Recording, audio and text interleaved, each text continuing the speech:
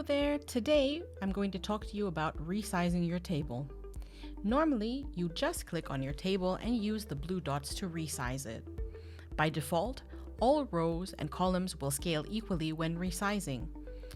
If you don't want this to happen, just click on your table, go to the Format panel under Style, and expand the option property. Here, you can check the options Resize Last Column and Resize Last Row. Now you will see that once you adapt the size, all cells except the last row and column will maintain their size, while the last row and column will resize.